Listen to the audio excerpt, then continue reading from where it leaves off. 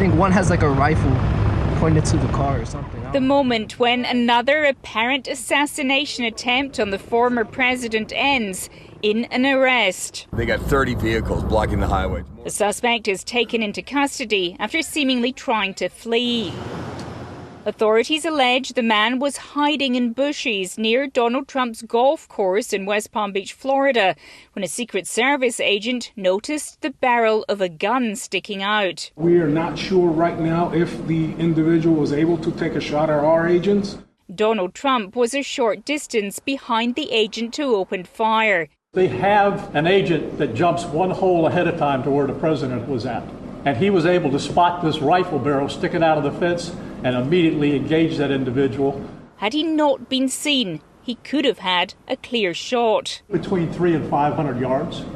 But with a rifle and a scope like that, that's not a long distance. Police say the suspect ditched his weapons, an AK-47, a GoPro camera, scope and 2 backpacks as he fled the scene. US media have identified the suspect as 58-year-old Ryan Wesley Routh, a man with strong views on world politics. He had apparently travelled to Ukraine after the Russian invasion and was turned down when he tried to sign up to fight. I have no military experience, so they're like, you're not an ideal candidate. But he seemingly ran this website encouraging Westerners to fight for Ukraine, and another advocating for an international legion for Taiwan. Thank you. This comes only 2 months after Donald Trump narrowly escaped death when a gunman opened fire at a rally in Pennsylvania. The head of the Secret Service resigned after it, admitting it was the agency's worst failure in decades.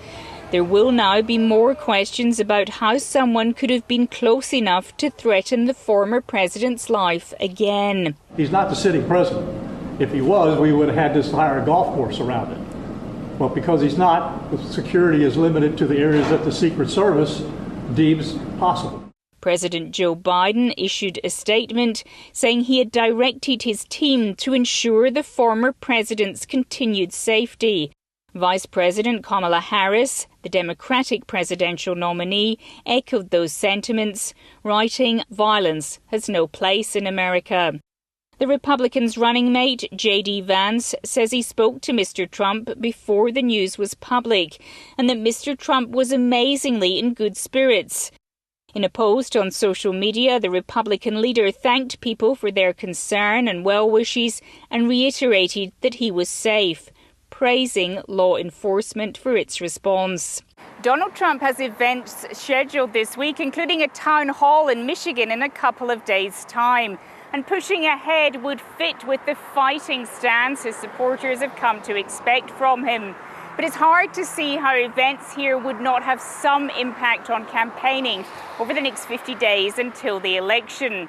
As for the polls, well, they've shown very little movement through a previous assassination attempt, a change of candidate, and 2 noteworthy debates.